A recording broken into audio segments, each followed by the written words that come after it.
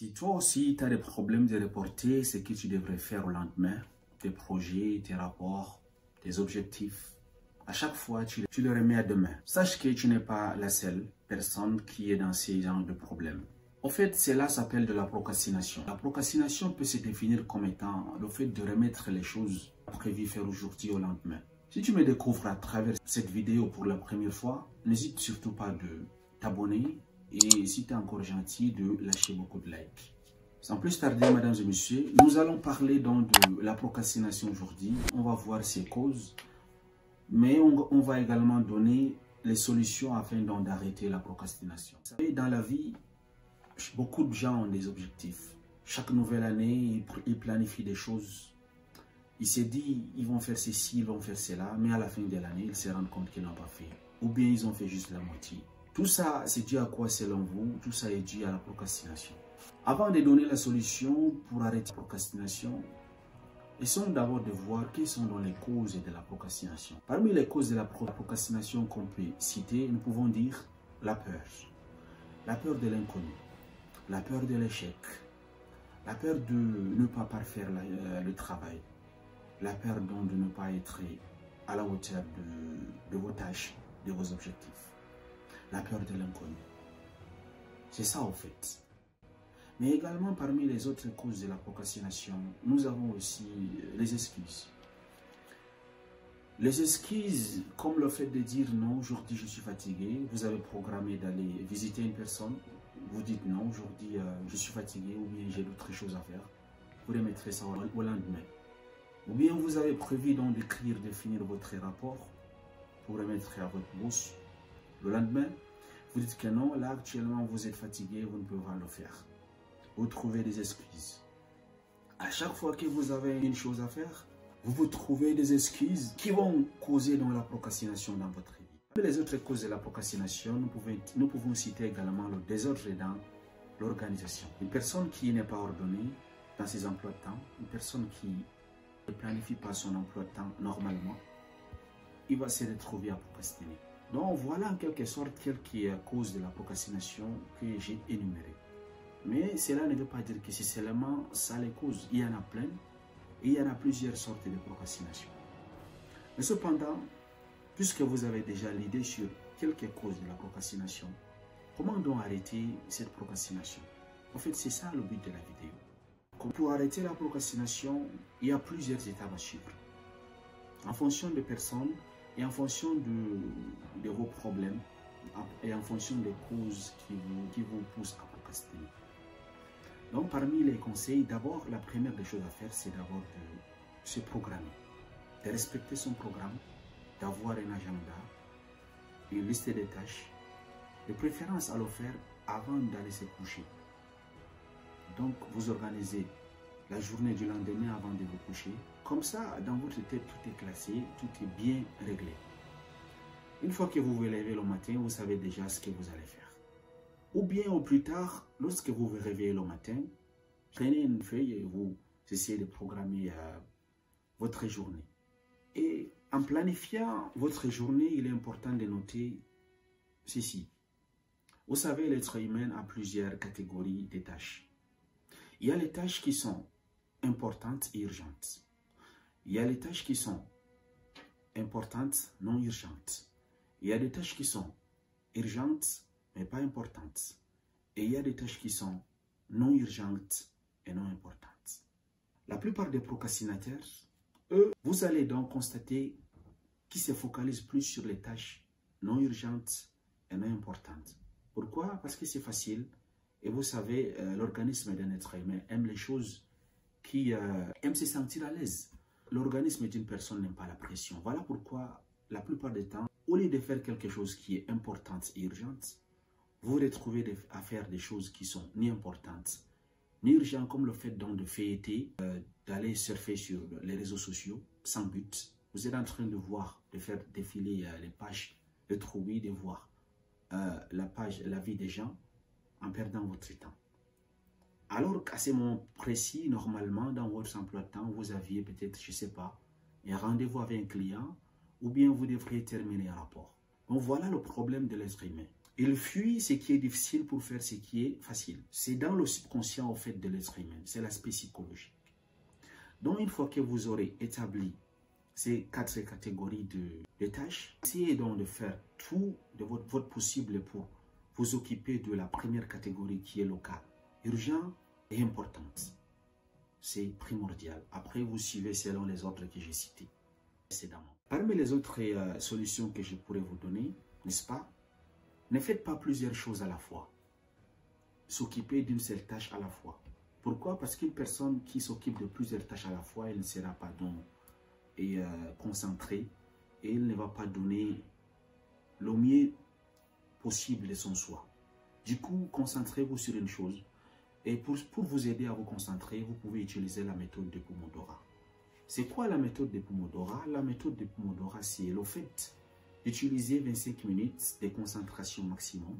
Vous pouvez planifier une alarme là dans votre téléphone ou bien, je sais pas, ou bien sur un petit réveil là. Vous planifiez pendant 25 minutes, vous ne faites rien. Vous mettez votre téléphone sur mode avion. Vous vous concentrez uniquement sur la tâche que vous effectuez à l'instant là pendant 25 minutes. Lorsque l'alarme va sonner, vous arrêtez ce que vous faites, vous vous déconnectez de votre tâche. Vous allez donc vous récompenser. Lorsque vous arrêtez ce que vous êtes en train de faire, vous pouvez vous récompenser, vous observer une pause, soit en faisant les exercices de respiration, soit en répondant à vos SMS, soit en envoyant vos WhatsApp. Moi, personnellement, lorsque j'applique ces méthodes-là, lorsque j'ai fini mes 25 premières minutes, qu'est-ce que je fais avec mes 5 minutes? J'essaie donc de répondre à mes messages sur WhatsApp, également sur Instagram et sur Facebook. C'est ce que moi je fais. Et lorsque je retourne pour continuer mes tâches, je me rends compte que je suis vraiment concentré et j'ai encore plus de motivation pour continuer ce que je suis en train de faire. L'autre conseil que je pourrais vous donner pour, n'est-ce pas, arrêter la procrastination, c'est de fragmenter votre tâche les plus difficiles en plusieurs petites portions. C'est-à-dire, si vous avez un rapport que votre boss vous a demandé de déposer dans 2 semaines et que ce rapport est vraiment dur, difficile à écrire, ce que vous allez faire, ce n'est pas de venir tout d'un coup et écrire. Non. N'est-ce pas, votre subconscient va se décourager. Pourquoi? Parce qu'il aura peur de ne pas le faire, de ne pas être capable donc d'écrire ce rapport. Mais lorsque vous allez donc fragmenter ces rapports en plusieurs sous-catégories, vous vous donnez peut-être 3 jours, ça c'est pour l'introduction, 2 jours pour la première partie, 2 jours pour la deuxième partie, 2 jours pour la troisième partie, 2 jours pour la conclusion, 1 journée pour la vérification et la relecture, 1 autre journée pour corriger, n'est-ce pas, les fautes, et 1 autre journée, n'est-ce pas, pour peut-être arranger tout et mettre en page et imprimer. Lorsque vous fragmentez toutes vos tâches de cette façon, n'est-ce pas, votre subconscient, votre personnalité, votre soi intérieur va se dire que non, en fait, c'est même un travail qui est facile. Et du coup, vous allez le faire. Pas peur, vous n'aurez pas de pression. Vous pouvez également utiliser ces méthodes dans tous les travaux qui sont, n'est-ce pas, difficiles. Lorsqu'un travail vous semble difficile, afin d'éviter de procrastiner. Parce que la plupart du temps, les gens qui procrastinent, ils ont peur. Ils ont du mal à affronter leurs tâches. Voilà pourquoi ils voient la tâche étant énorme. Donc du coup, ils préfèrent s'éclipser que d'affronter ces tâches. Maintenant, que d'affronter la tâche tout d'un coup, fragmenter comme je vous ai dit, cela va beaucoup vous aider. L'autre chose qui va vous aider à, n'est-ce pas, à arrêter la procrastination, c'est d'identifier le moment de votre journée auquel vous avez plus d'énergie. Pourquoi? Parce qu'à ces moments, vous pouvez effectuer des travaux qui sont vraiment difficiles. Essayez donc d'observer votre personnalité. Vous voyez, est-ce que le matin, ou c'est dans l'après-midi, ou c'est dans la soirée que vous avez plus d'énergie? Lorsque vous allez identifier ces moments-là, n'est-ce pas, essayez de voir dans vos tâches journalières, quelles sont les tâches qui sont les plus difficiles. Prenez ces tâches et mettez-les au moment où vous avez plus d'énergie. Lorsque vous êtes en train de faire cela, vous allez vous rendre compte, en fait, c'est facile. Pourquoi? Parce que vous avez déjà fait la tâche la plus difficile lorsque vous avez beaucoup d'énergie. Moi, personnellement, je me sens plus fort le matin. Donc, du coup, je fais mes tâches les plus difficiles le matin. Par contre, les autres tâches comme peut-être arranger ma chambre ou bien, je ne sais pas, aller faire du sport, des choses comme ça, moi, je le planifie dans la nuit. Pourquoi? Parce que ce sont des choses secondaires qui sont faciles à faire. Mais cependant, peut-être lire des livres, ça demande de concentration. Écrire des rapports, ça demande de concentration. Peut-être travailler sur les vidéos, ça demande de concentration. Aller au bureau, tout ça, ça prend de l'énergie. Voilà pourquoi je les place quand le matin, lorsque j'ai toute mon énergie à 100%. Autre chose que vous pouvez donc appliquer comme solution pour arrêter la procrastination, c'est quoi? D'éviter de vouloir être trop parfaite dans ce que vous voulez faire. Si vous avez un objectif, surtout éviter le perfectionnisme. C'est là vraiment les objectifs des gens, surtout les femmes. Les études ont démontré que la plupart des femmes généralement procrastinent à cause du perfectionnisme. Elles cherchent à perfectionner dans tout. Vous prenez un simple exemple. Lorsqu'une femme veut aller dans une fête, n'est-ce pas, elle a les vêtements, elle entre dans sa chambre. Le temps donc de choisir ses vêtements pour sortir, et que toi, son copain ou son mari, tu l'attends au salon, elle va passer peut-être 3 heures du temps juste pour choisir ses vêtements. Pourquoi? Parce qu'elle cherche à être parfaite. Ça aide à procrastiner. C'est parmi les causes de la procrastination chez les femmes. Les femmes ont tendance à vouloir être trop parfaites dans tout. Au final, elles se retrouvent à ne rien faire. Elles avaient des objectifs au début de l'année à faire, n'est-ce pas? Elles voulaient peut-être, je ne sais pas, ouvrir un salon de coiffure. Elle s'est dit, bon non, moi actuellement je ne peux pas me lancer. Pourquoi? Parce que je ne passe ici, je ne passe là, je ne passe là. Alors qu'à la base, elle a la chose nécessaire pour lancer son salon de coiffure. C'est quoi? C'est, n'est-ce pas, le local et ses 2 mains pour lancer. Mais elle cherche à être parfaite. Pourquoi elle attend? Pour avoir d'abord les frigos, pour avoir la télévision, pour avoir toutes ces choses pour installer dans son salon de coiffure. Alors que ça n'a rien à voir avec le métier normalement qu'elle devrait exercer. Donc voilà là où le perfectionnisme peut amener une personne à rater ses objectifs. Il y a également le fait donc de parler de tes objectifs avec tes amis, tes meilleurs amis. Pourquoi? Parce que lorsque tu informes les gens, voilà ce que tu veux faire dans 6 mois, dans 1 an, tu les informes, voilà ce que tu veux faire, n'est-ce pas? C'est comme si tu avais pris un engagement vis-à-vis de tes amis, et à chaque fois, ton subconscient ne va pas te laisser. Ton subconscient va te dire, puisque tu les as dit que tu veux faire ceci ou bien tu vas faire cela, les gars, ils t'attendent. Dans 6 mois, ils vont te demander, où en es-tu avec ce que tu nous avais dit que tu allais faire? Donc du coup, puisque tu as la pression de le faire, tu as la pression de tes amis de ne pas décevoir tes amis, tu seras donc obligé de le faire. Tu dis par exemple, dans 6 mois, je vais acheter une Mercedes.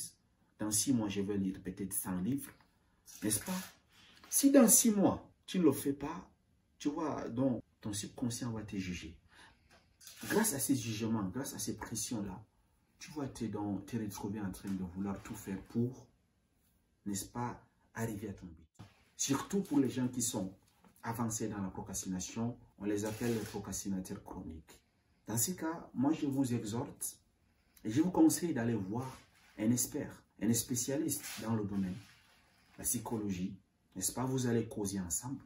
Ce n'est pas une maladie, mais c'est juste une mauvaise habitude que vous devrez, il va vous aider à enlever cela dans votre vie. Mais cela ne peut pas se faire tout d'un coup.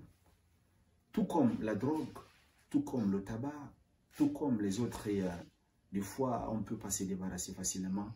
La même chose avec la procrastination. Vous ne pouvez pas vous débarrasser de la procrastination tout d'un coup. Il y a une étape à suivre. Si cette procrastination est devenue chronique, n'est-ce pas? C'est le spécialiste, il va vous accompagner en vous donnant des méthodes et des procédures à suivre, n'est-ce pas, pas à pas, jusqu'à ce que vous retrouvez votre indépendance, afin donc de réaliser vos objectifs. Ainsi, la procrastination a détruit plusieurs vies. La procrastination a détruit plusieurs objectifs. La procrastination a détruit plusieurs stars. Du coup, ne sois pas cette personne dont la procrastination va tuer sa vie. Ne sois pas cette personne dont la procrastination va l'empêcher d'avancer. Ne sois pas cette personne qui ne parvient pas à gérer sa vie à cause de la procrastination.